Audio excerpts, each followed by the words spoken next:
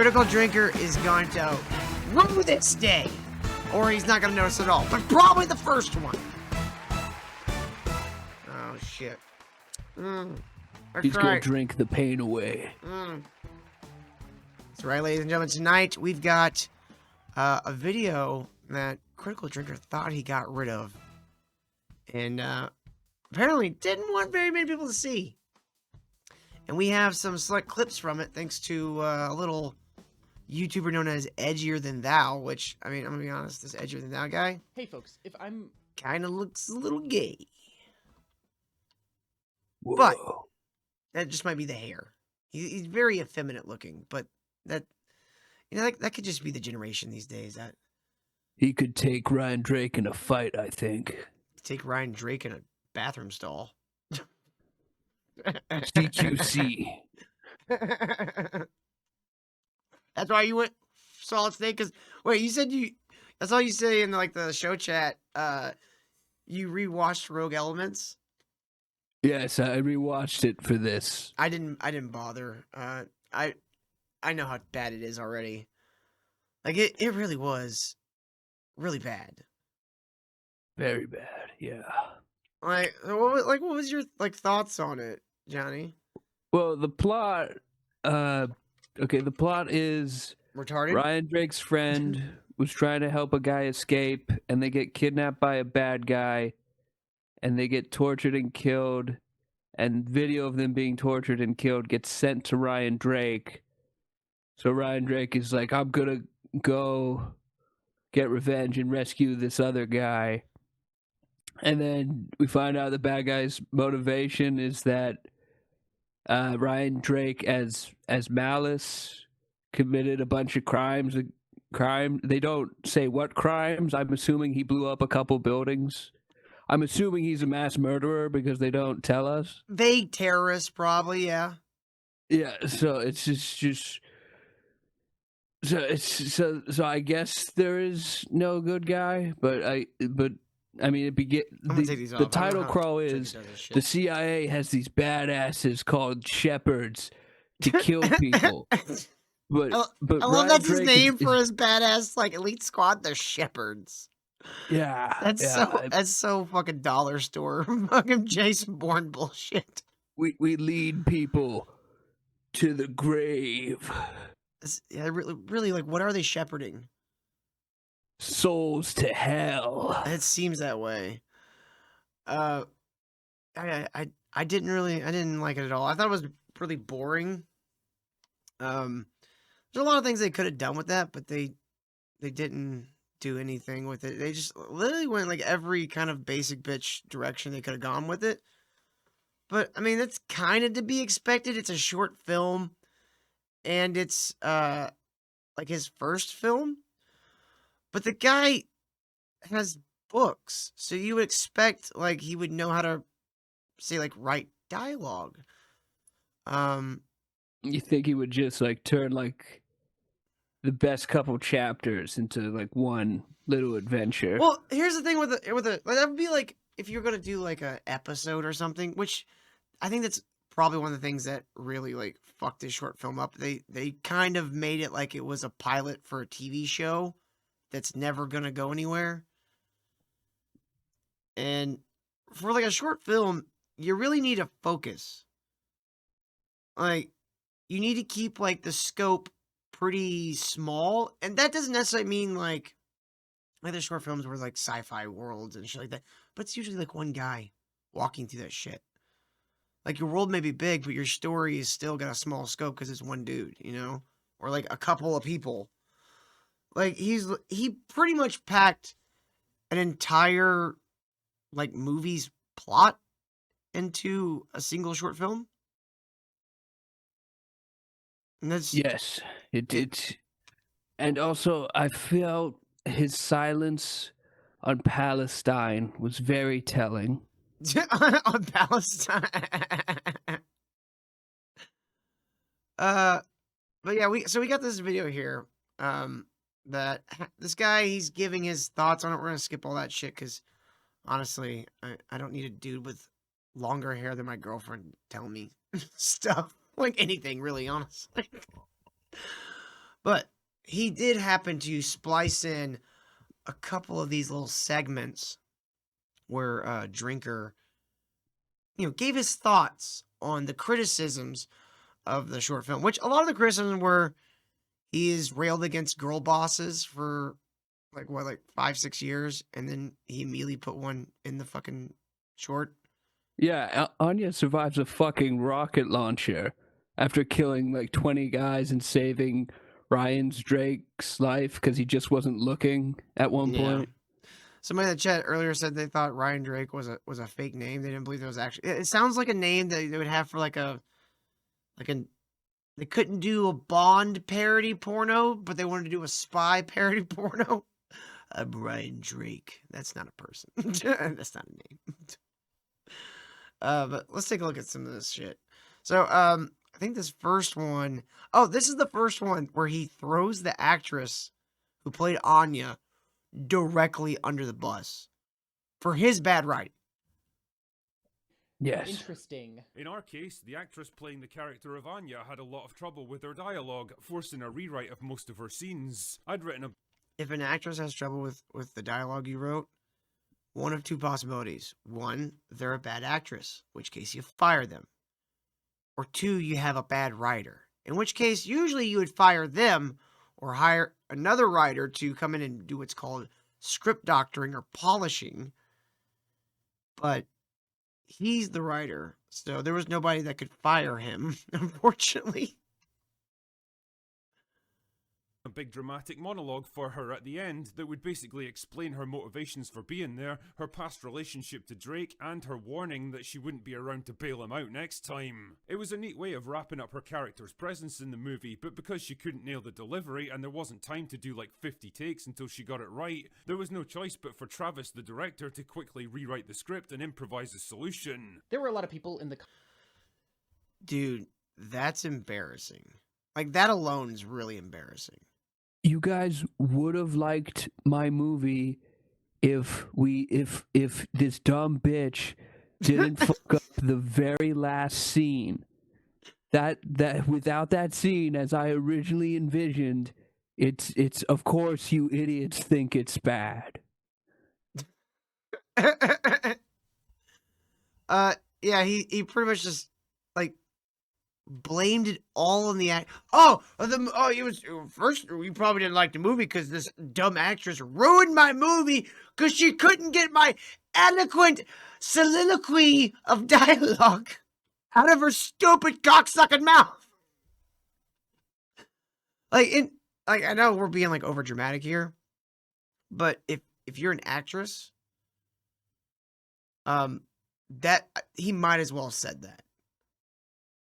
Like, him saying she couldn't say the lines, he might as well called her mouth a cocksucker and called her a dumb bitch. Like, actors are notoriously fragile. Actresses, they're already broken glass. Like, you're just stomping on a broken glass at that point. But I can't believe, like, he thought, like, this was a video that he put out, thought this was, like, a good explanation for why, like, oh, this is why you didn't like my movie. I'm going to explain it away. I believe they have a word for this. I believe they call it coping. Exactly. It's biggest cope ever, and I know he like took it down maybe after a day or something. Mm-hmm. But it's insane to me. Like, and then it's edited. Like, he did like 20 minutes of, look, your complaints about my movie are stupid. Here's why. It takes almost the whole length of the movie. Mm-hmm. And like an hour later, he's like, "Oh fuck, wait, I should get rid of this." After editing it for like 5 hours, I saw this because he's like, "Oh fuck." I saw this video because your boy Zach made a video about it, and he made a good point. I think Drinker might have got a call from somebody's agent, going, "You motherfucker." You posing ass, not even really Scottish fucking faggot. You're gonna blame this on my fucking client? fuck you. We will shoot you to the ground if you don't take that fucking video down right now. Oh, it's down. Probably before the phone call was over. Oh, it's down. Draco thinks he's a big dog because he has 2 million subscribers or whatever. Like, in the real world, that doesn't amount to shit. It doesn't mean anything. It doesn't replace experience or knowing how to handle these people. Like, if you're going to do a movie, you could talk shit about other people's movies. Fine. Just don't talk shit about your actors, your studio. Like, you know, sometimes, like, studio, people, like, have, you know, like, they bump heads and shit. If you want to continue working with those people, don't talk shit about them. Yell at your assistant about them, whatever. You don't talk shit about the people who pay you. The people who build your fucking sets. Who say your stupid fucking lines like you think you're goddamn William Shakespeare. You just don't do it. Now, maybe in like 20 years. Like 20 years later, you'd be like, ah, fuck that guy. That guy fucked up my movie. Give it some fucking time, not 3 months. Oh yeah, that's another thing is he had 3 months to accept that people didn't like his movie, and he was still like, here's a video that probably took him an hour or so to edit together, and he still put it out. At no point did he go, wait, I've been a movie critic for 10 years. Is this something a guy who made a bad movie would say? Right? There's no self-awareness.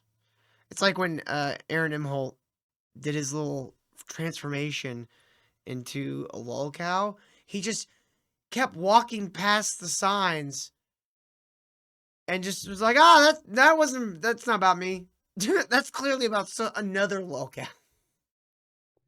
It says, only pass this sign if you moo. Ah, that can't be about me. Like, I don't moo. Me mooing? Come on. Mrr. Pretty obvious that a simple 15-minute short. So this is the little girl boss fight scene where I do kind of One of them. Yeah, one of them. I did think it was kind of funny that he just literally flipped it to where the guy saved her, and it's like, why couldn't you just had her like outsmart the guy? Like, she's small and quick, he's big, which means he'll probably be slow. Did you not think any of these dynamics through? Did you not consider the actress and her size and like kind of work with the material to kind of accommodate more towards her so that she could believably pull off killing this guy? Like, you're in a machine room. You could fucking... How many different saws and shit can you fucking like turn on and, you know, turn into fucking weapons? Like, Yeah, that's a good lazy. idea. It's lazy writing. It's fucking lazy. That a simple 15-minute short wasn't going to cut it. People were going to expect a lot more from us, and so we put a lot of pressure on ourselves to keep going bigger and more ambitious. So we began adding things to the script. More characters, more layers of intrigue, and especially more references to people and events from the books. And I think... Why? No one's read them. Have you ever met someone that's read a Ryan Drake book? I haven't. I imagine it's like James Bond, but gay. I imagine it's kind of like SOCOM retold by a child with brain damage, Oh, or like a mixture of like Jack Ryan, which is exactly where he stole the name from. oh, why did he do that? Why couldn't he just, even the name, Square Zero? What's the name? Oh, it sounds Jack Ryan? No, Ryan Drake. Oh, are we talking about the critical Limey? Yes, we are, and how he's a real shitheel. I think in retrospect, this is where we went a bit wrong with Rogue Elements, because most of the audience weren't familiar with the books and so didn't understand most of the references and allusions to past events. The result is that it all just became a bit bloated and confusing, dumping a lot of information on them and expecting them to just roll with it. So this point, I think, is the closest that he really gets to properly understanding and addressing criticism, which is a good thing. See, a little gay, right? I mean, whatever. A little. Dude. He's also praising Drinker for like in a 20-minute video, Drinker at one point goes, "Okay, look, I shouldn't have expected everyone to read my amazing books." It's like, thank you for being humble, Drinker. Thank you. He at one point, let's see, which one is this? There's one of them where he like literally just says, "And the audience, I couldn't be experimental because the audience couldn't get my heady fucking experimental plot." Fucking cunt. Fuck this guy. When you're a YouTuber that criticizes movies for a living, you're always going to be divisive, and that attitude is going to bleed over into everything that you make. Fans of my channel were probably going to be more forgiving towards a film like this and root for it to succeed, whereas people who just hate me and want to see me fail at everything were always going to find reasons to shit on Rogue Elements. Drinker, I do hate you, but it's more because you're a smarmy cunt than really anything. Like your takes on movies, while they started out being kind of what you consider hot takes, they've become lukewarm bathwater over the years. And it's almost like you just wait until everybody else does their videos and you just kind of like aggregate their opinions. I mean, maybe you're just got your head up your ass that far. I don't know. But I was ready to be like, you know what? I fucking hate Drinker, but he made a good short film. Like I was ready for that. It's always good to give credit where credit is due. It's it really not. If Rogue Elements was like a great short, I would be like, wow, that retard made that. Awesome. Yeah, I'd be like, holy shit. Dude, I don't think Mahler's so they did this one campaign. This was $200,000, right? Yeah. And he decided to try to go all out. What he should have done was spend that $200,000 on a couple of really good actors. Keep the scene like on, like instead of doing an interrogation where some guy gets killed just to send a videotape to Ryan Drake. It should have been Ryan Drake getting tortured, them trying to get information out of him, and use the short to demonstrate this man's character. And then because you have the extra money, you could have had like an explosive ending to the short. But you make it all about a battle of wills between the one being interrogated, Ryan Drake, and the one who's doing the interrogation. Oh, never talk. Not even if you suck my dick. Well, that's what it would probably turn into. That's what it really would probably turn into. No matter how good or bad it was. Will, do you see the irony here? That was really gay. Will, do you see the irony here? I don't mean to rag on this guy. I'm sure he's fine, but it's low testosterone in this generation. I swear to God. Yeah, so basically, Drinker just swipes at all the criticism away, going, "Well, people who love me are gonna love it anyways, and people who hated me are gonna hate it regardless." So there was no point making it then. Well, I guess the whole world hates you then, Drinker.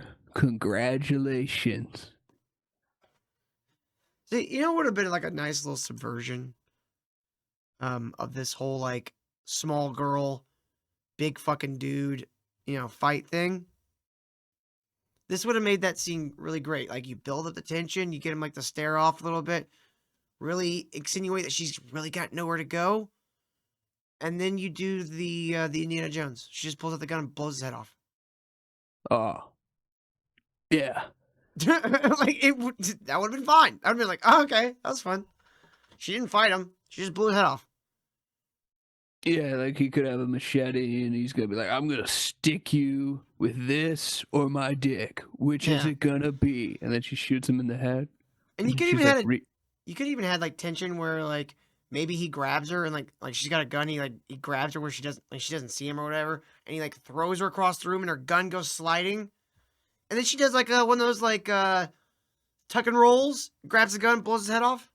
Yeah. Could have been one of those things where you're like, oh, you missed just in time, got him. It's like that. There's nothing about strength there. Like, and he tickles her. Chuck, you're taking this a different direction. Was a bit of a hypocrite for writing girl bosses into this film when I'd spent so much time calling that shit out in Hollywood movies. And to this, I'd suggest rewatching the film a little bit closer. I've seen it 4 times. I just rewatched it. Anya throws a stun grenade, and then she kills a couple guys, and the first couple guys, that's acceptable. But then it's like she kills a bunch of guys who were not hit by a stun grenade, and she survives getting hit by a rocket launcher. She is absolutely a girl boss drinker. You're coping. She literally, like, the climax ends with her saving Ryan Drake. Yes. She's the hero. You might just be surprised by what you see. For example, Anya's big fight scene happens in the warehouse near the end, where she takes down several operatives using a combination of a knife and close-range gunfire. How does she manage this? Because they've just been hit with a stun grenade that went off right in the middle of the room. Most of them can barely even see. What about that guy that didn't, that just turned around and walked away? He could have easily killed her. No, They're no, here she's at too this badass.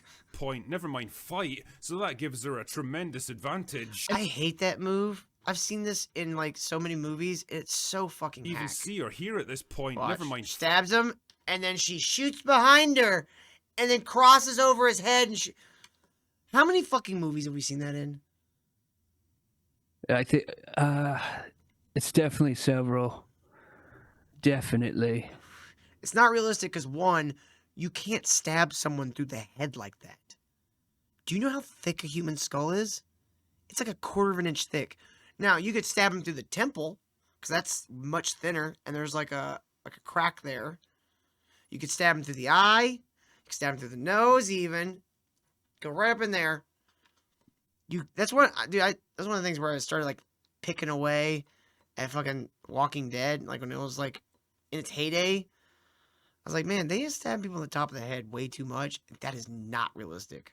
That does not happen. It's just, I fucking hate that shit. I know it's a nitpick, but it's so fucking annoying. Fight, so that gives her a tremendous advantage. And really, there's no way. Not really. There's not really that much advantage. Like, you could Well, see the explosion. It was so fucking small. Like, there was a couple people on the outside that was like, ah! I'm like, ah, yeah, Fane, you got hit. Yeah, the three guys right next to it totally believe that fucked them up. The other 10 guys she killed, not so much. Yeah, I don't buy that shit. I don't buy any of that shit. Like, she should have just thrown like, what better if she just threw a frag grenade in there? Oh yeah, that would make a lot more sense. And then, like, you would have had, like, the couple in the middle would have been dead, and then the rest would have been injured, and she could have easily walked through and just... That'd have been way more badass. Just like, oh shit, grenade, and they all blow up, and then she just walks through and kills the survivors. It's like, you just Hell did all yeah. this flippy bullshit for no reason. Brighton is just bad and unoriginal, like any other generic Hold on, action let me go critic. back. In a vacuum response to criticism, which is the following. The other big criticism is that the script writing is just bad and unoriginal, like Correct. He got it, guys. I think he finally got the message. The part Drinker is in charge of, and absolutely no one can meddle with, that part was Yeah. considered universally bad.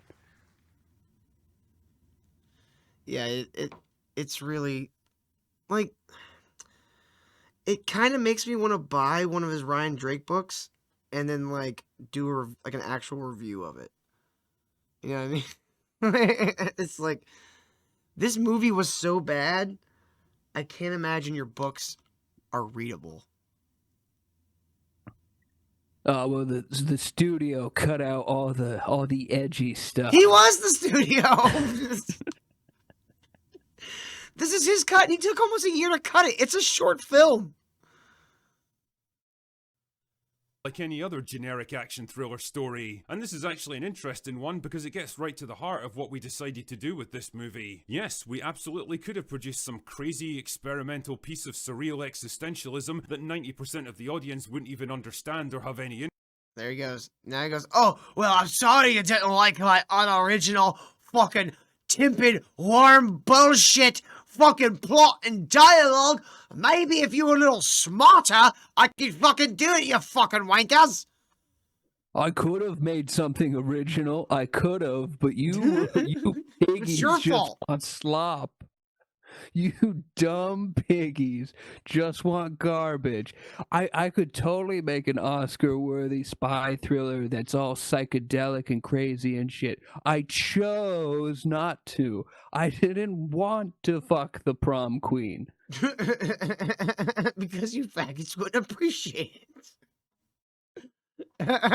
Yeah, he does, Robco guy. I keep wanting to call you RoboCop guy. Your name's just like, it's got the same amount of letters, just missing a couple. Can you even, like, you just watched it today. Can you, like, tell me, like, in one sentence what the actual plot was? 'Cause I think well, I know what it it's- was, but I'm having a hard time really remembering anything. It's they have a mission to rescue a guy that tried to defect, but Ryan is really interested in the mission because the guy who captured the guy killed his friend and also had Anya tortured at some point. And then at the very end, it's like, this guy is a small piece in a giant scheme, so we should spare him and interrogate him. But Anya just kills him because he So- tortured or raped her or something. She fucks the whole thing up because of her feelings? Yes, she's a woman.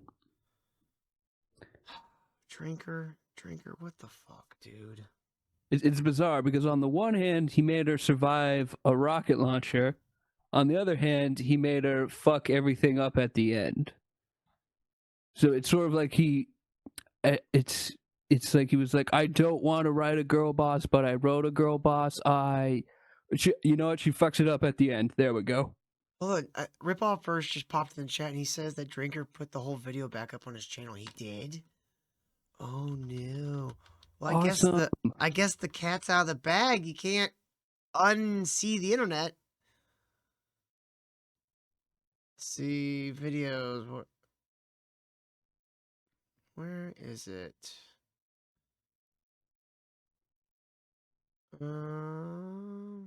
Wait, so he tried to hide it and now he gave up and just put it on his YouTube?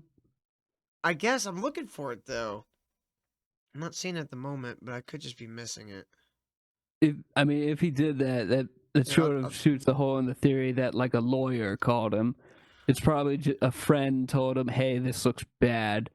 But now that everyone's already seen it, he's like, "Well, I need those YouTube video views." Huh, I'm not seeing it. I'm not seeing it. Or are you talking about Ethan? Ethan put it up. Because if Ethan had grabbed the whole thing and put it up, that'd be fucking hilarious. Oh, you thought you were getting rid of this drinker? Nah. Nah, dog. It's going up. Oh yeah. I love that he's like, he puts all the onus on the audience. How many thousands of video has he made yelling at the writers and shit for not, like, trusting the audience understands things and stuff? Like, He's like my he would be like, my whore girlfriend could write a better script drunk off cum. You Hollywood hacks should kill yourselves. I know. He's taking that. I got it this morning from his shit. Let's see. I mean, I typed in Rogue Elements, and the only two videos that came up for Rogue Elements was the trailer and the TV proof of concept. Well, go to his channel and maybe has it that you can't find it. Last video imagine I he see on doesn't- his videos is from 8 days ago. So I don't know. Maybe he took it down again. I don't fucking know, man. Oh, that would be insane. He puts it out. He's like, like a day later, oh, this is bad. Takes it down. Everyone talks about it. Then he puts it up again for a couple hours. Well, it very could have easily been like one of those things where they told him to take it down, and then he already saw people were talking about it and had clipped it and stuff. So he's like, "Well, the fucking damage is done," and then he puts it back up. And then they're like calling him like, "Dude, we told you to fucking take it down." It's like, "Oh, sorry, take it down, take it down." But other people did it. You're not calling them. Yeah, well, they didn't give those people any money or have any kind of contracts with them or anything. interesting, but when you're taking your first shot at something like this, and more importantly, you're spending other people's money to do it, you're very much aware of the pressure and expectation that's on you. That's why you scale down and you really make it look like $1 million. Scale it down. You scale all all the shit that's happening down. Like it should be Ryan Drake and this fucking dude that he wants to kill in a room. And you can even have it where at the end of it, Ryan Drake actually gets the upper hand on him and, you know, takes him, captures him or whatever. Let's see. One of the things Revolver people have just asked put me it to in do that. is a kind Thank of you, Oh, Revolver. it's on this After Hours channel. Oh, okay, that's fucking these people. There are too many channels. some on Rogue Elements, the first short film that we financed through Kickstarter a couple of years ago. I've talked about it on live streams a bunch of times since the film came out, but I've never really taken the time to get my thoughts in some kind of order. What worked, what didn't, and what I'd do differently next time. What worked?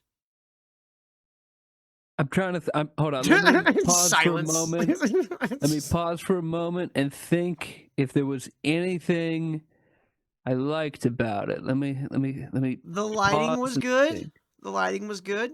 The camera work was fine. The actor, like, I felt really bad for that main actor that you recognize from everything, the main bad guy. Like, I felt bad for him because he was trying. He was fucking trying, and he couldn't even get this thing to sound like a fucking movie. It's like you wasted all this money on actors and locations and sets when you should have just spent it on a couple of really good actors in like one location. That's it. That's a short film. So, let's do it right now, shall we? First, Shall the we? positives, because I think there are a lot of things that worked out really well with this movie. In terms of the look and feel, the See, that looks good. Yeah, The actor decent shot. does not look comfortable at all. It doesn't look like he does this for a living. cinematography, the fight sequences, and the sheer level of professionalism, work ethic, and commitment of everyone involved, I'm Now allow me to shit on all of them one by one. That's so fucking. He's like, look, everyone worked really hard on this, except for that one whore who fucked. That stupid blonde bitch can't get my fucking words right. So stupid. super proud of what we accomplished with Rogue Elements. This was not an easy film to make by any stretch, and although we were lucky to have some serious industry pros on board, for a lot of us this was our first real experience working on a project of this scale. It was definitely a learning experience, sometimes a harsh one, but it was absolutely worthwhile. The support that we got from the backers and the steady stream of updates, interviews, live streams, and behind the scenes insights we were able to give them were absolutely top tier, and I've got no regrets about how any of that stuff was managed. So your what do you even call it? Like your campaign was top tier. That's your brag. Yep, he did a good job getting funding from 2 million people. I don't get it. Anyway, that's enough sucking my own dick. Let's talk about the lessons that I learned from Now allow me to put it in everyone else's bum. this You film. fucking cunt. 1. Making movies is expensive. And I don't mean Electric State kind of expensive, where you spend $320 million to make something that looks like a direct-to-video sci-fi movie. I mean, What does your movie look like? You wasted all your. You didn't figure out. You know, I feel like he might have got what do you call it? Sheared by the fucking like the crew, some of the crew people he got. I feel like some of them may have like overcharged him for stuff. Cause like, where did this $200,000 go? This looks like something I filmed with my fucking DSLR in just locations I asked people to use. I hope they did. That would be so cool. Especially when all is said is and done. He's like, they fucked up, not me. I hope they overcharged you. I hope they sensed you would be a pain in the ass, so they overcharged you, drinker. That's what I hope. Yeah. making films at any vaguely professional You gotta know, like, a YouTuber coming and going, I'm gonna make a fucking movie. And I'm like, oh, this is gonna be a headache. They don't know anything about anything. Do you have experience making movies? I've criticized like 500 of them. You look up my latest video. It's woke. It's woke. I saw black. I know how to edit in that's fucking shite into every video. I've got experience in editing. All right, so you don't know. I'm a writer. Oh, okay, let me read one of your books. Oh my god, this is terrible. He does what to the children? He's got I don't like this money, Ryan though. guy at all. He does have money. So what if we just like do it and just like take his money? Like, is it really different than any other job?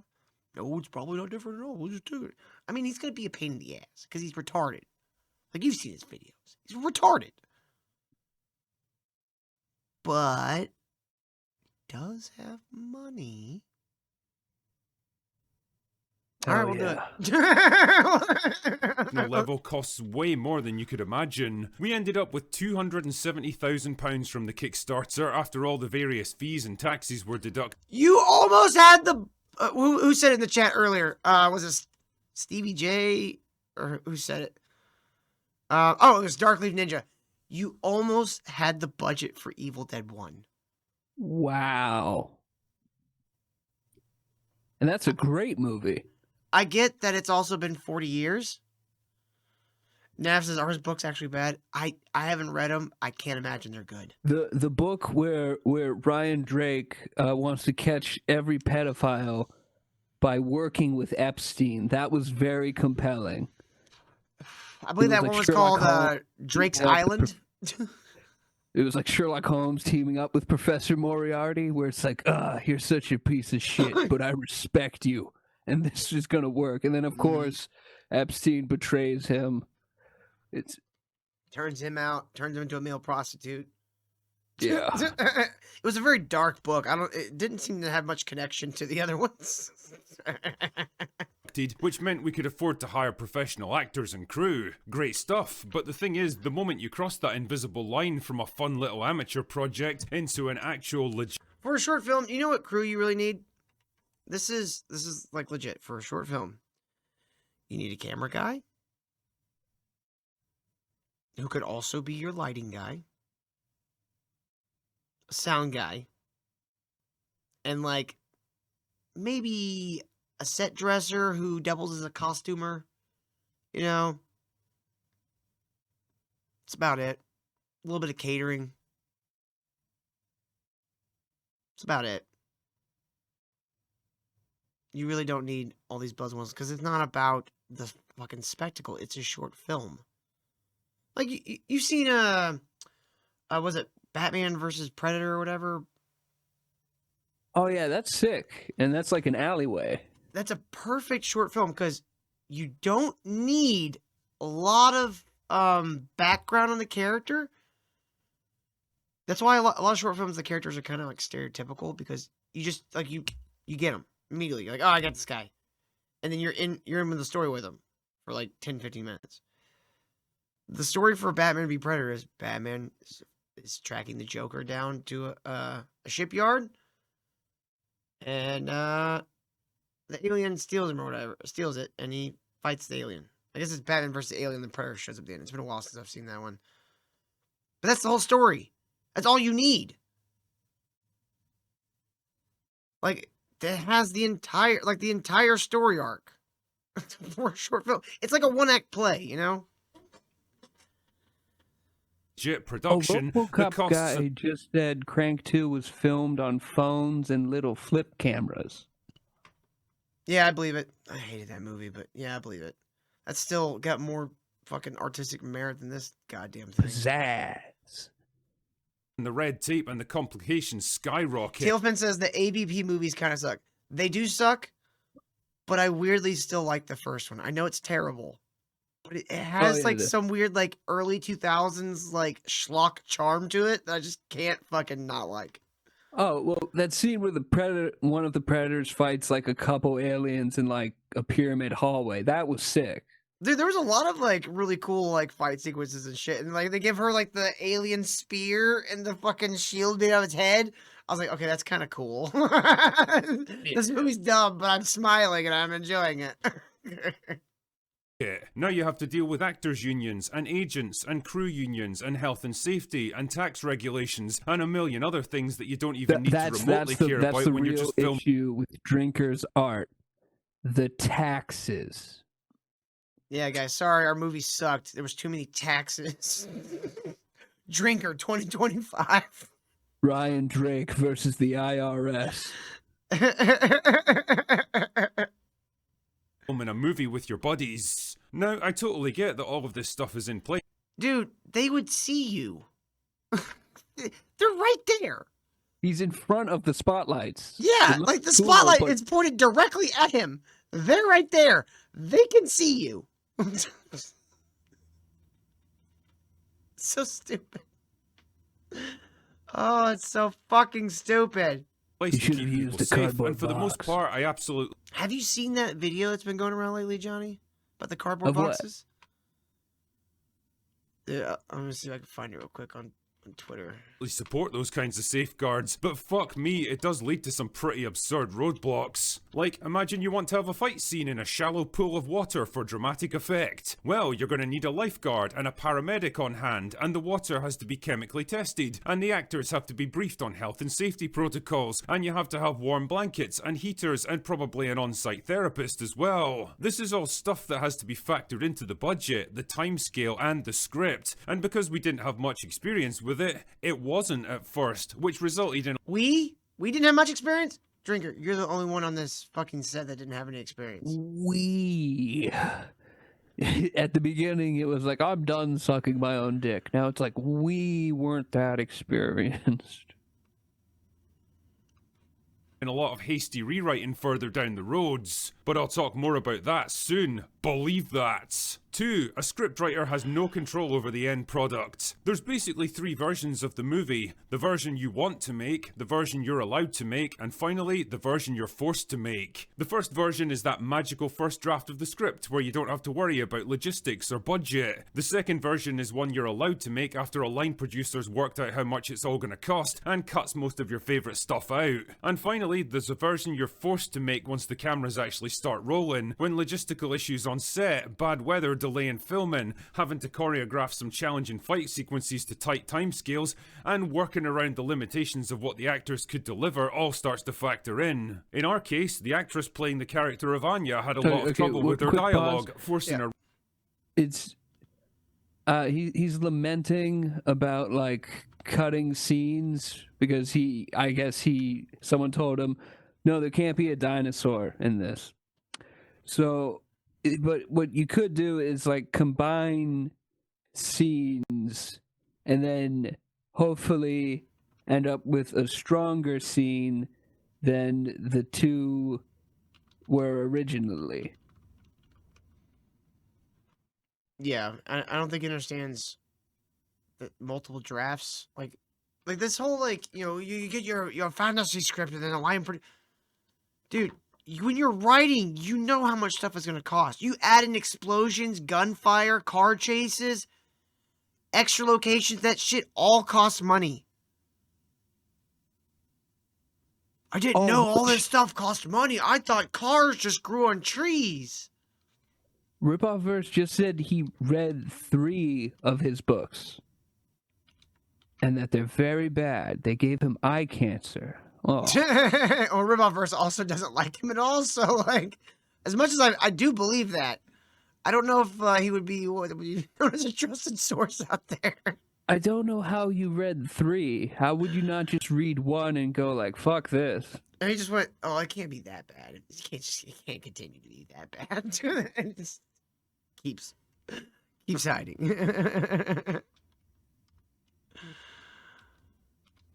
I believe in Ripoff Verse, but I'm just saying other people might not.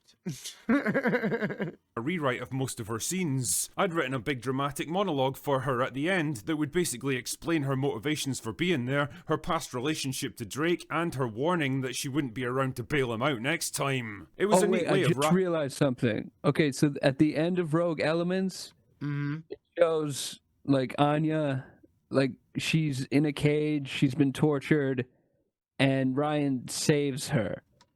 He's lamenting, cutting the monologue of her saying, "Thank you for saving me from being tortured, but I really wanted to kill that guy." He's Yeah. lamenting that monologue being cut, and instead of it being told to us visually at the end. Yeah.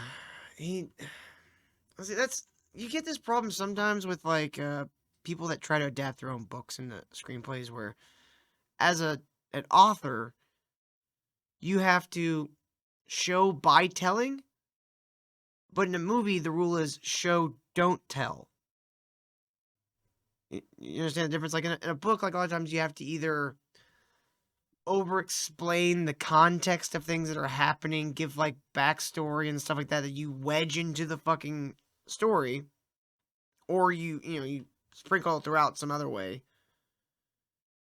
But in a movie, you could tell a chapter's worth of exposition with like a single shot.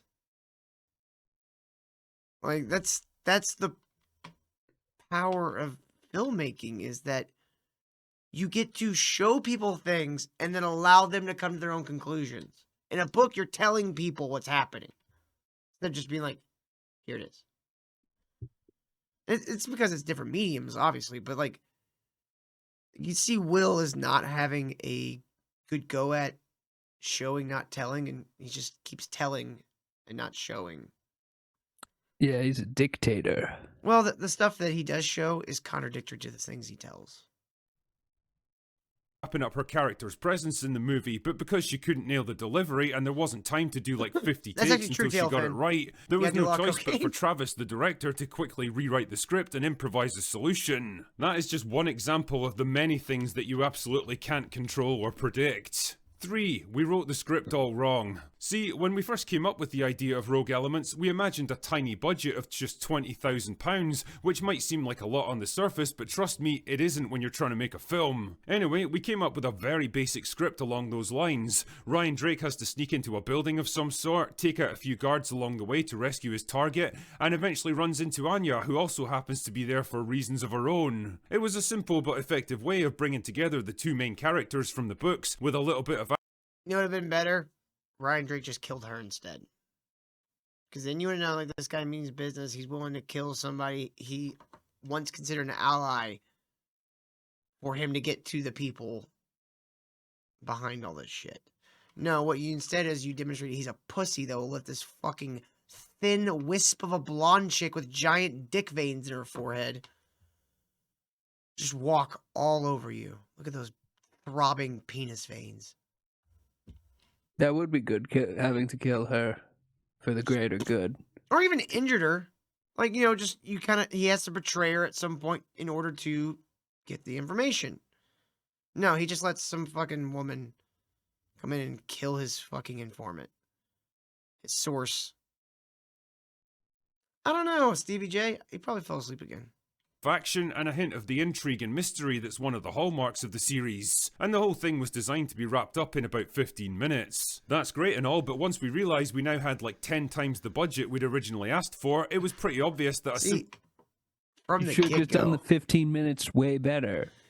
it would have been great. Like, they could have done this where, like, he's out there, she comes out, baits him in, and hides behind the wall, and he walks past her, and he blows her head off. Or she blows his head off. There you go. You defeated a big guy the smart way.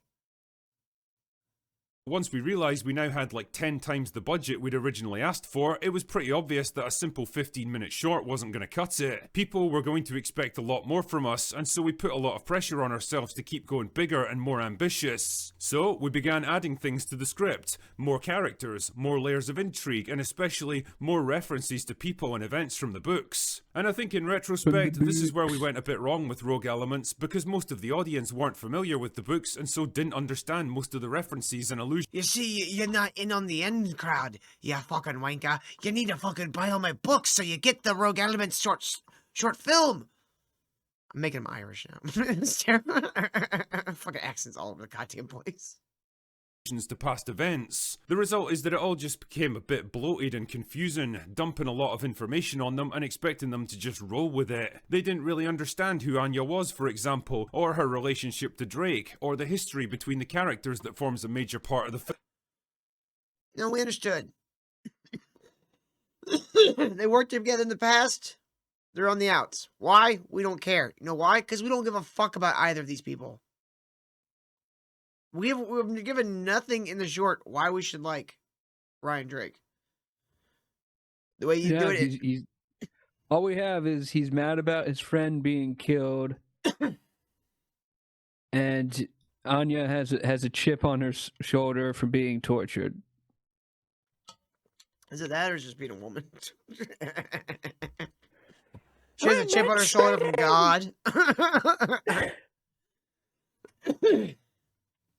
Yeah, I think I don't know. I don't know if it's his colorist's problem ripoff, or if it's actually him being like, no, I want it more like J.J. Abrams' Star Trek. Give me more lens flares. I need more lens flares. That's how they know it's an auteur. Film, and the rewrites we were forced to do on set certainly didn't help the situation. Also, the idea of taking a simple script designed to be shot quickly and efficiently and bolting more and more stuff onto it to bulk it up was a fundamentally bad approach to script writing. Looking back now, it would have been much better to just scrap the whole concept. Dude, somebody should take this short film and just add a bunch of annoying lens flares to it. Just like really like over the done, really annoying lens flare every shot. Like lens flare off this white on the packaging material. Like, give me lens flares from every direction. And build an entirely new story from the ground up. That right there is a very important lesson that we learned. Number 4, this movie was always going to be pulled. What was the important lesson that you learned? That people didn't read your books, so they're not in on it? Like, That doesn't make any sense. He's had to have reviewed movies based on books without reading the books. He barely watches the movie. see, your film should stand on its own without your books. Jurassic Park, great fucking movie. Like, perfectly written script. Stands on its own without the book. The book is completely different, and I love the book too. The book is also amazing. But they're different things. You know what I mean? Like they're Ryan separate. Drake, we need you to stop the genome program for making dino soldiers. You know. Who reads books in 2025? I do, Chuck Norris Gun Club. I think more people should start. I think more people should read books more. Like I'm all down with like the internet shit and like movies and video games. But reading, like, like music, keeps your synapses in your brain elastic, so you stay mentally younger longer. What I mean is you not so much brain fog, and it makes you a more eloquent speaker. But more importantly, there's a lot of fucking great books out there. I got a lot of shit you're not gonna find on YouTube or fucking streaming service or whatever. You're not gonna find this shit. It's just there's good shit out there that really does deserve to be read.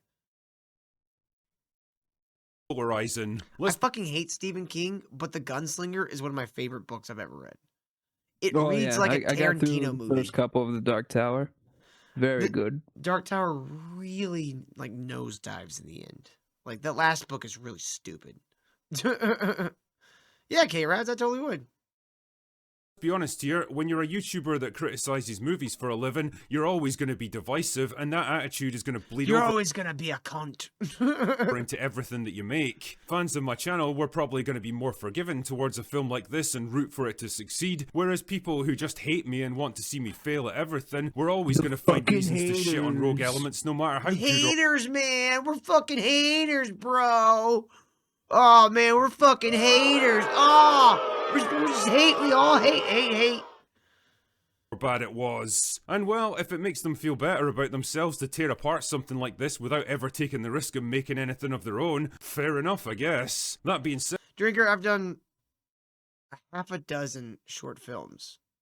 Have written several, directed a couple, worked on other people's. You suck at this. You really And- suck at this. And to point out, Drinker made hundreds of reviews before he made this short film, and he just said, "Way to criticize a guy without you ever trying to do it." Mm-hmm. Dude, I made this is really gay. This wasn't my idea. Hold on, we got a fucking dono from K-Rads. Well, thank you very much, K-Rads. For $3, I lied. I haven't written a book. I'm sorry. Well, that's okay, K-Rads. I'd read it. Microwave. Maybe you should write a book. Microwave. Microwave. As the old writing book says, you just gotta take it bird by bird. Yeah, K-Rads, your competition is Critical Drinker. Give it a shot. But like, I did one short film, Johnny. This you're gonna say, wow, this is really gay, but it was gay, but kind of like in a sweet way. But the guy who came up with the idea for the short film was a gay man, so it's like, okay, makes sense. The whole idea of the story, it was a completely silent, like, story. There was no dialogue. It was like a 12-minute long short, completely silent, no dialogue. And I directed a few of the scenes and I edited it. And it was about a guy who's like sad, and he's like, you know, he's walking through life, and he's like, this red balloon comes down, it's got like a smiley face drawn on it, and it like fills him with happiness. And he starts like going around with this red balloon, doing everything with this red balloon, and like, and he's like a grown man.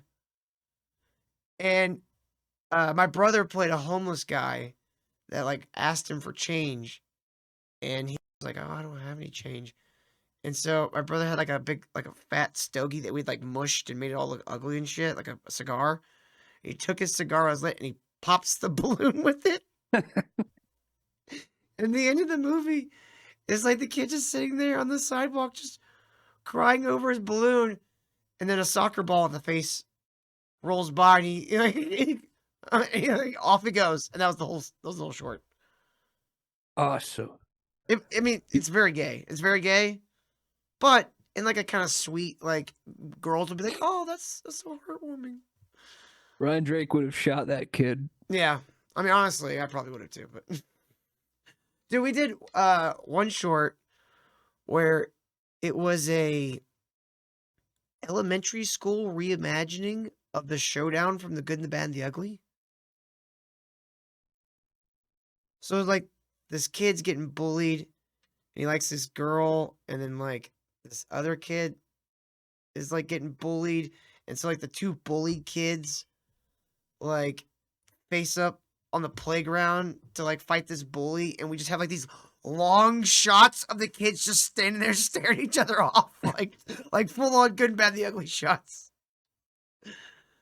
Avant-garde, yeah, that was kind of an avant-garde movie. Again, it wasn't my idea. I want to do something completely. I want to do one about like a fucking club where people just, you know, get information to murder someone and told to do it. Here you go. Here's a gun. Here's information. And then I found out about the comic book series 100 Bullets and was like, oh, damn it. It's the same fucking idea. Damn it. So I'm glad I You still didn't. could have. I'm glad I didn't You do that. still could have made it. At least the one that we did was an original kind of idea. It was very simple. That was like our first short film in class. And we made our 16 millimeter, because I've actually done 2 short films, like actual short films, where we use super 16 millimeter cameras, which we spent like months learning how to break down. And like, you know, dude, you ever seen somebody change film in a 16 millimeter camera? Or in a No. film camera? So you can't expose the film to light, right? And the canisters are about like yay big, right? Because it goes from one side to the other. So it goes from the unused to the used side, right? As it's going through the what do you fucking call it? Where the focal point, everything's at, where the light actually hits the film, right? Exposes it. You like, for the 16 millimeter, we had these little, they looked like those pop-up tents you get from Walmart that like can like house like 2 people, but it was like the size of like a model one you would see like on a table at like, the store. Like here's a small version of it. And it had these two armholes that had like scrunchy sleeves and they were double layered. And so you had to take the canister of film, put a color of tape on it, on the seal that corresponds to what kind of film it is. So if you're doing daylight film, it'd be blue. If you're doing tungsten, it'd be like orange. Shit like that, right? And you'd put the canister in this thing. So you'd put the canister of film in the little tent, and then you'd put the empty reel in the tent. And you'd zip it up, and it had two zippers, so you'd go one way and one the other way, so there's no light getting in. And then you put your arms through the holes, and without being able to look at any of the stuff, you'd have to untape the film canister, take the film out of the canister, put it into the reel, get it fed through the eyelet properly, and you'd have to crank it a couple times, so you'd get like 4 or 5 frames deep, so it's like snug in there. And then you'd have to reclose that, all of this without looking at anything, and put the tape on the seal of the reel. Cartridge, I can't fucking remember. It's been 15 years. I'm having a hard time remembering what they actually called the things. And that was loading it. And if you were good, you could do it in under 3 minutes. Wow. That's Yeah. crazy. And Drinker did all that. Wow. No, they use digital cameras. I got a lot of respect for Drinker now. No, they use all digital cameras. Now, I'm going to give them digital cameras way cheaper, way faster. You get your dailies back instantly as soon as you pull the card. The downside with film is you have to send that film off to be developed. And they do like a quick development, which is called dailies. And they send them back, used to, I don't know if they do that anymore. Used to, they'd send them back on VHS tapes. And they'd go take them into like a little theater booth. And they'd watch the dailies, but they'd be like from like a week before. So you didn't get to see the shot you filmed until like almost a week later. If you were like on like studio lot, you might get it like in a couple days because they have like their own shit on location. Oh shit, we got more monies. K-Rats for $5 says, I finished the book. It's called It. My pen name is Stephen King. I'm not proud of one part of it, but not the part you'd think. That part was vital. Well, thank you very much, K-Rats. Tiny PP. I actually have a pretty nice Stephen King hardback that's got Salem's Lot, The Shining, and I think Carrie, all in like one fucking pretty dope looking hardback. Said, I have been lucky enough to get some actual good faith feedback, so I've Oh, tried anyways, the 16mm one was about a Grim Reaper who had went AWOL and was like stopping at this bar, and another Grim Reaper comes to collect him, and they face off in the bathroom. That's the shoot. I fell off a 12-foot ladder straight on my head. Ooh. Yeah, I was in the art department for that one, so I designed the bar. I designed the hangover of the bar where all the wine glasses and everything slide up on, and like the lights and like the big signs and shit. I designed all that shit. Another guy designed the bathrooms, but I did all the like graffiti art on the walls. And then while we were shooting, we had a scene that required lightning coming in through the bathroom lights, right? So I had to go stand on top of a 12-foot ladder with a light that was probably about that wide. That was about 15 feet. Maybe, no, that was probably about 20 feet off the ground.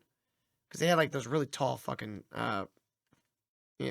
stands or whatever. And I had this thing called a flag. It's a piece of black fabric over like a metal frame, like a thin metal frame. And I was holding it in front of the light, and I would go to create the lightning effect. Right, and they add in the sound effects in post. We would do that, and you get like a lightning effect. And they called for what's known as a reset, which means they're gonna move the camera and they're gonna redo lights and stuff for the next shot. And so that I get a nod from one of the grips. Hey, you guys can come down now, because it was me and another guy on a ladder. He was much taller than me. I had to stand on the very top of the ladder, you know, where the sticker says "Don't stand here." That was fine. It was fine for the lightning. Did all that fine. It was when they said, "Okay, you can come down." I went to step down and I missed the first step and I fell directly on my fucking head, like on a concrete floor, and I woke up with the entire was our class, but the entire crew and the cast and the like even the instructors standing around me in like a circle. It's like, ow, my fucking head. Like, they're like, "You need a doctor?" I'm like, "No, I'm fine. I'm fine. I'm fine." My head hurts though. I was like, "I'm gonna sit down for a minute." Dude, that was like one of many times I injured myself on set. Like one time, I was telling John about this last night. Still see the scar. I slit my wrist from like here to here with a nail, knocking apart what's called a flat. It's like these like two boards together. Hit one, and I had it like held all weird, and it came around the nail, and it just slit my wrist open, like right in front of the guy that was like running the set too. Like he was like checking in on me, and I'm like, "Oh, I'm doing great." Knock, slits my wrist open, and we both look down at it and just watch it start gushing blood. And then we both look at each other, and I just grabbed it and was like, "I should go clean up." It wasn't very deep, thankfully, because it was like exactly where you would cut your wrist. So I have like a little jagged scar there on my wrist. And then I have a scar down like it's hard to see because this one also wasn't terribly deep, but there's not a whole lot up here. I slit my scalp open moving a big light, and when I popped the wheels into place, I stood up into a corner of what's called the barn door, the little metal doors you direct it with, and it just like unzipped my scalp. I'm like, dude, I had blood running down my face, and like I was screaming like a little girl. And the director is like, "Okay, one of you guys make sure Till doesn't kill himself today." Dude, I was constantly getting hurt. I burned off like parts of fingerprints. like I was constantly getting hurt. I got hit in the head with a stand that got knocked over. Luckily, it didn't have anything on it. If it had a light on it, it could have killed me. Like if it had like an actual light, because those lights can be like 40, 50 pounds. It was like a 10-foot tall stand, and someone hadn't weighed it down with a sandbag, and someone's foot caught it, and it came down and just went whack, like right there. I was like, ah! Why does everything always want to hurt me?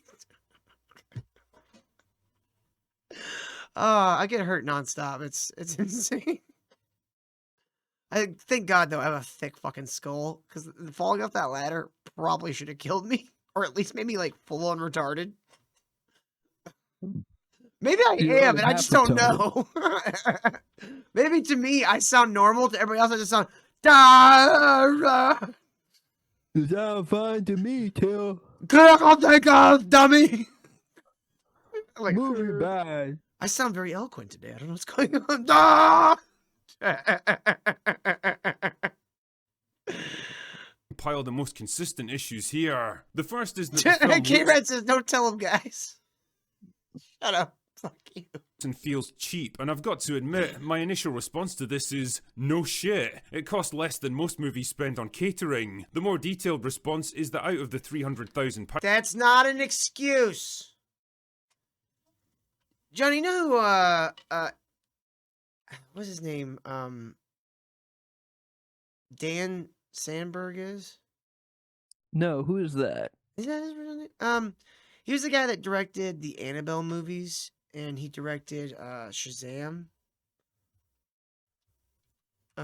He directed both of them. The second one, I don't think was his fault. That's just my David Sandberg. Okay, David Sandberg. Do you know how David Sandberg got the Annabelle? Because that was like his first movie. You know how he got that job? I think I heard about this. He made like a film for YouTube on YouTube.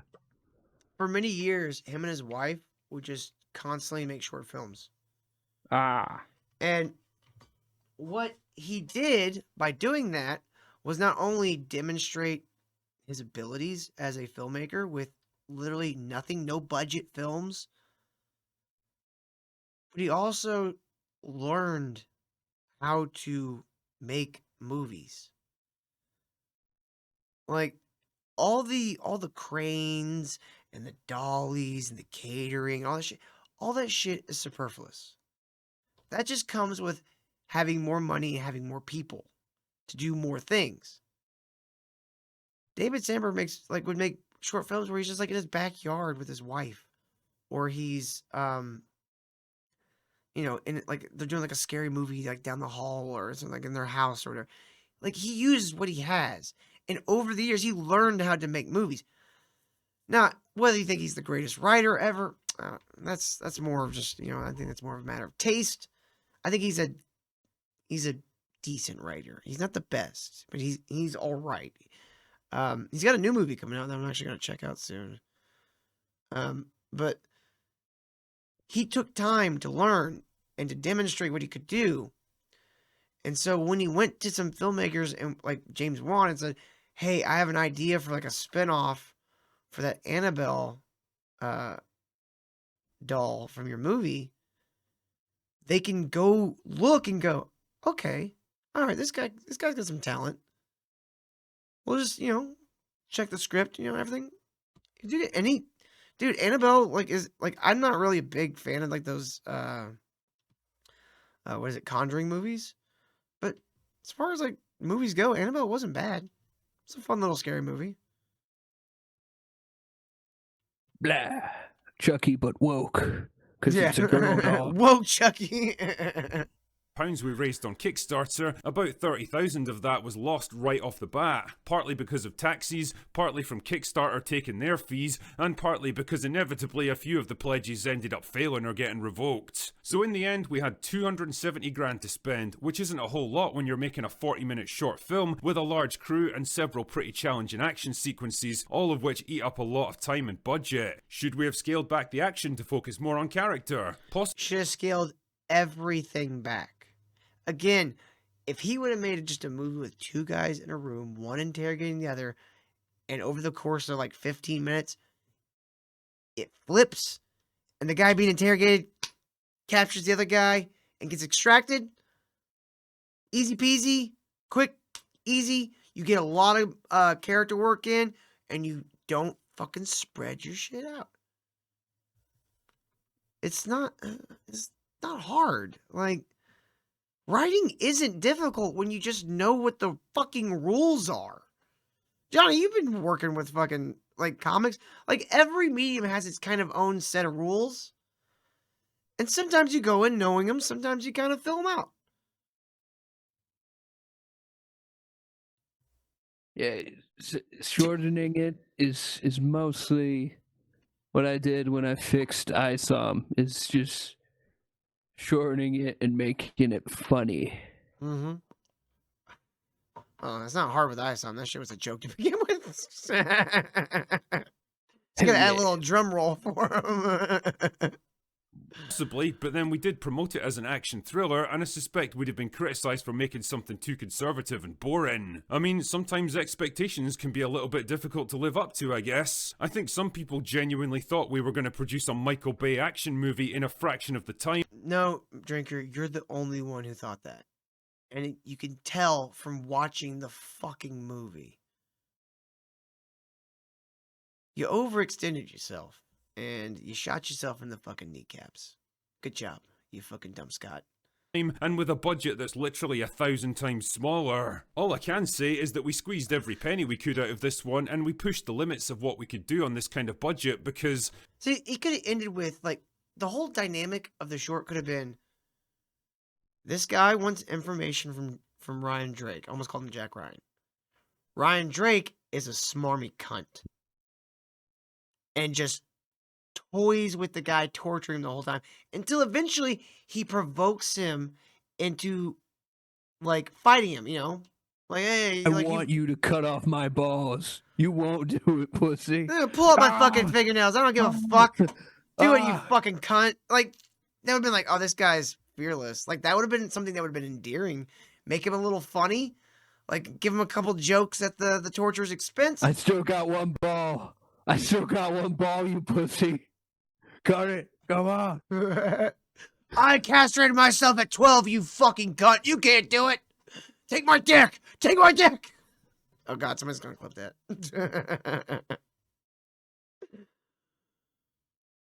But if you would have, like, zeroed the focus in so much, like, you get him to fucking, like, you start off as, like, a smarmy cunt, you know, you start with the bad guy, got the upper hand.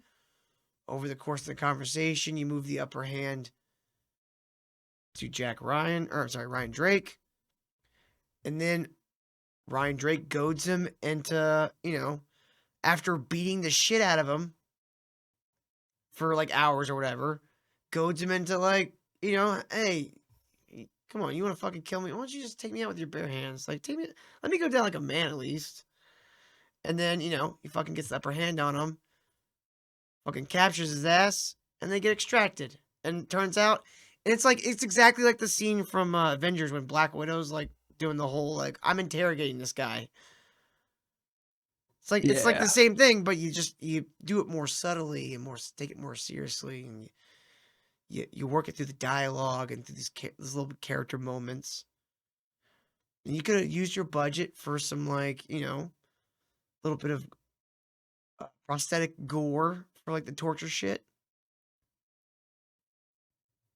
It would have been much more intimate, and you would have walked away with going, I want to know more about this guy, Ryan Drake. This guy seems like a badass.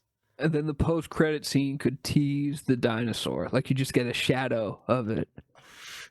Like, the helicopter's going off, like, he's getting extracted, the helicopter's going off into the night, and you just see a dinosaur in the sky go, rah! Or, like, off in the distance, like, in the trees.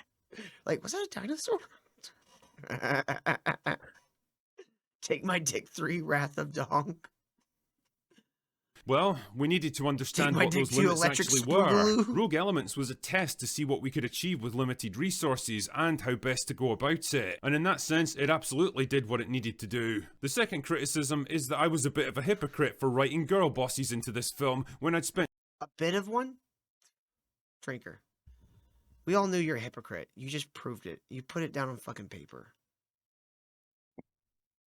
You gave us a giant fat receipt going, you have no room to talk about girl bosses or going woke or whatever, because you made this horse shit.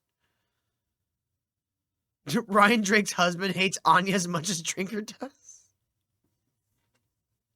Spent so much time calling that shit out in Hollywood movies. And to this, I'd suggest rewatching the film a little bit closer. You might just be surprised by what you see. For example, Anya's big fight scene happens in the warehouse near the end, where she takes down several operatives using a combination of a knife and close-range gunfire. How does she manage this? Mike Hunt makes a good point in the chat. On paper, Terminator and Alien are B-grade scripts, but elevated to master films with execution. A lot of shit can be fixed with just some simple script changes, some simple dialogue changes, and better execution.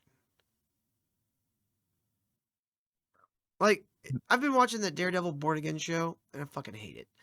But I do think there is a decent, like, 2 episodes buried in that show. Oh, cool. Like, what's... Like, you take the, like, honestly, like, if I would have had that been given Daredevil Born Again season, or that fucking season or whatever, I would have just said, you know what, we're not gonna release the season, we're just gonna cut this first, like, 15 minutes out, and we're gonna just release it as, like, a short film. Shut up, Ken! You're not getting credit on my show! Just been hit with a stun grenade that went off right in the middle of the room. Most of them can barely even see or hear at this point, never mind fight, so that gives her a tremendous advantage. The other example is Frost's rooftop fight scene against Kroger, where he's clearly way bigger and stronger than her, but doesn't just immediately knock her out. Girl boss much? Well, again, if you... He literally knocks her off of a fucking roof. That would have, like, put her out of commission at the very least. Yeah. Actually pay She's a attention to tiny the fight, lady. you'll notice that she's never once portrayed as a match for him physically and has to resort to weapons and ambushes to try to even the odds. Even then, she's barely able to hold her own and soon gets cornered and overpowered and has to be saved by one of her teammates. Kroger even mentions at one point when he has her pinned down that he's not even trying, he's just toying with her. When you take a lot of premises and boil it down like that, they all kind of sound a little silly. So that's one of the things, like, being a writer, if you're going to work on that stuff, that's one of the things you got to kind of get over really quickly. Because you'll spend all this time working on this script, getting it fine-tuned, getting the characters exactly the way you want, getting the fucking plot perfect. And then someone goes, tell me what happens. Like, and you're fucking into it. You're really into it. You're like, this is fucking awesome. And someone goes, tell me what happens. And you have to reply, a guy gets sucked through a time portal and has to hang out with samurai bears in space until he finds an ancient pyramid in San Francisco. And they go, what? Yeah, it sounded cooler when I was doing it. Like, Exactly. that's just one of those things you got to get over.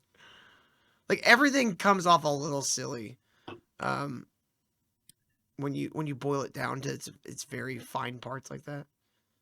Basically, drawing the fight out for his own amusement. The whole thing was specifically scripted and choreographed to avoid the kind of girl boss bullshit you see in so many movies now. Yeah, we still wanted it to be exciting and give her a fighting chance at least, but we also did what we could to make it somewhat believable. The other big criticism is that the script writing is just bad and unoriginal, like any other generic action thriller story. And this is actually an interesting one because it gets right to the heart of what we decided to do with this movie. Yes, we absolutely could have produced some crazy experimental piece of surreal existentialism that Drinker, Real existentialism. no one thinks Drinker is capable of surreal existentialism. I don't think Drinker's capable of much, honestly, at this point, other than making YouTube videos. Nah, he could totally outshine David Lynch. He just didn't want to. You wanted to see a goat in a birthday suit? What? 90% of the audience wouldn't You wouldn't understand. You wouldn't get it. That's why I didn't do that. That's why I don't have any goats in tiny business suits standing in the field staring at them. Because you wouldn't understand what that means. Get it? It's not the men who stare at goats. It's the goats who stare at men.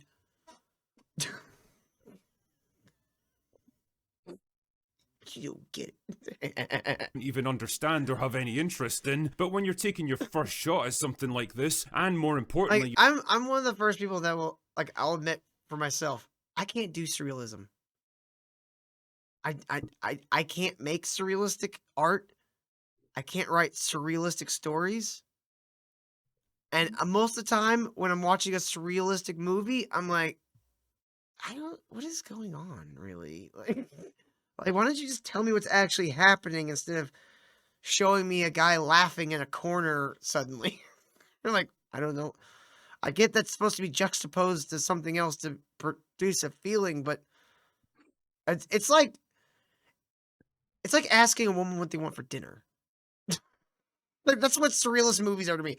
I don't know what you want. Can you tell me what you... I don't know. I just know what I don't want. Okay. All right.